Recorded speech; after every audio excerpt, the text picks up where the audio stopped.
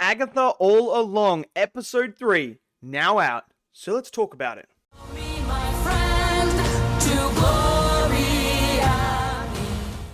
Okay, so Episode 3 of Agatha All Along is now out on Disney Plus for you guys to go and check out. So the first 3 episodes are all there. And look, the first 2 episodes, I really liked the second episode. I didn't like half of the first episode. Didn't mind the second half. So I was very intrigued. And I was actually kind of excited to see Episode 3. Now that I've seen Episode 3, I feel like I'm starting to understand what this show is going to be more like than anything else. So, this episode, what I really liked about this episode is the wackiness and quirkiness of this actual show and this episode. You know, so we're on the Witch's Road, which looked very intriguing at the end of last week's episode. And this is the first trial. And now I'm thinking, you know, coming into this episode, okay, we're going to see the trials now. They're going to fight monsters. Like, you know, you start to go into the fantasy land and that. But no, this was a completely different trial that I thought that it would be.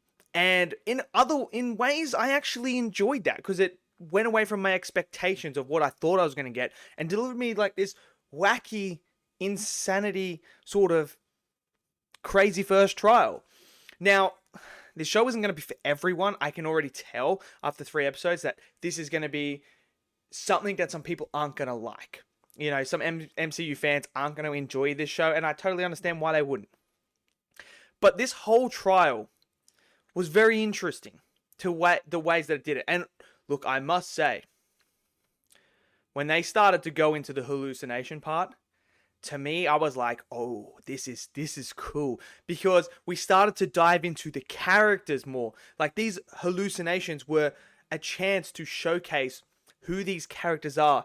Give us a little bit more of the backstory to them and what has changed them and shaped them to who they are. What is the traumatic stuff that has happened in their past that's led them to this moment. So, you know, there's this really creepy one of this person walking and says, I'll show you. And then, so the older witch goes and follows. And then there's a skull person sitting there. And then one comes up behind. I thought the visuals and everything for that were fantastic. I was not expecting to see that.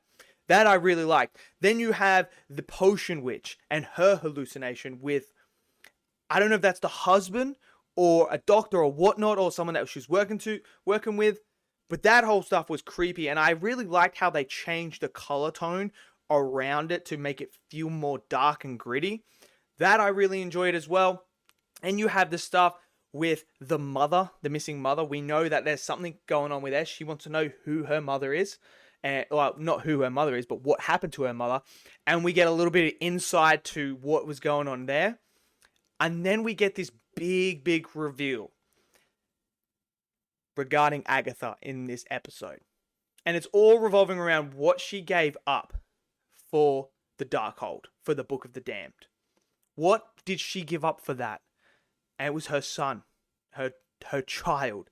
And so she has a hallucination of that, and as she reveals, it's the Book of Damned. Now, we have a witch explain this to the dude, the kid in there.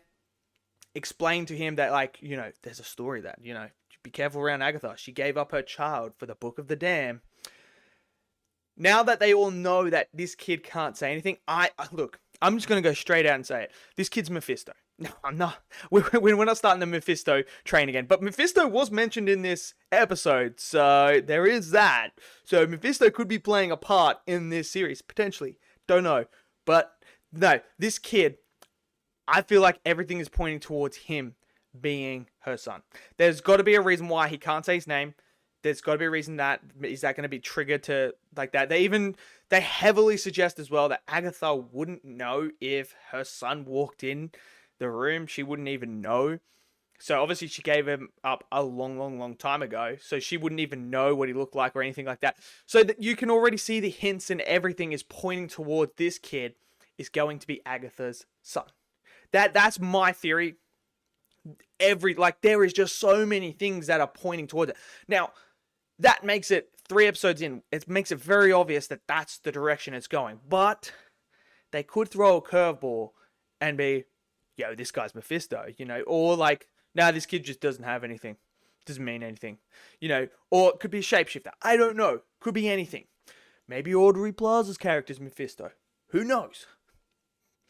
But, I mean, at this point in time, I'm about 99% confident that he is Agatha's son. So you have that reveal happening. Someone dies in this episode, which, I was not expecting it.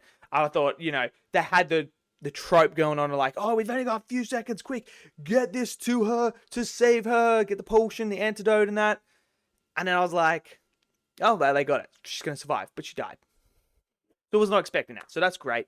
I also like the wackiness of when they drank the wine, it was poison, and like this sort of poison, like puffed up their faces and stuff like that. I thought that was all hilarious, that stuff. That was great. I liked the chemistry between the characters and that, what was going on there. That was good. I thought having it in this house just added this, like, I don't know, it just added this extra element and dimension to this episode that I didn't think I was going to enjoy. And then as the episode went on, I was like, you know what? I'm enjoying this. I'm enjoying this setting. I'm enjoying what they're doing here and how they're doing it all. So that all worked for me as well. The one thing I just... It's a problem with Disney at the moment, and it drives me up the wall. Can we stop with the 35-minute episodes, please? I felt like we were just get going in this episode. They got out of the house. I'm like, okay, this feels really, really good. And then it just ends. And it just does not feel complete. It does not feel like a complete episode. It still feels like it's missing time on the end of it, which is a shame. And this is not a knock on the series. This is just Disney. This is what they do. They do it with Star Wars. They do it with the MCU. These crap small run times. It's like, why are we doing that? Why? Why can't we get the full 40, 45 minute, 50 minute long episodes? That's without the credits. Why can't we get that? Why are we just constantly getting these 30-minute episodes? It's like you get into it and then it just finishes, and it's like, why are we doing that? Like, it's an issue that they keep doing and keep redoing with these TV shows. It's like, what are we doing? Why are we doing that? But look, outside of all that, I actually enjoyed this episode. I'm excited to see where we go now, moving forward. What's the second trial? Now the trials, I am interested to see what these trials are going to be, because this one I did not expect it to be like this. So what is going to be the next trial? That's going to be set. And is someone going to die each trial now? I don't know. But I'm liking what they do. I like how we're getting a bit more backstory to the characters, what made them get to where they are. So, yeah, I enjoyed this episode. I can't lie. I enjoyed it. So, let me know what you guys think of episode 3. Did you guys enjoy it? Smash it down in the comment section below. Smash that like button. Click subscribe. And I'll see you guys next video. Until then, stay safe. And peace out.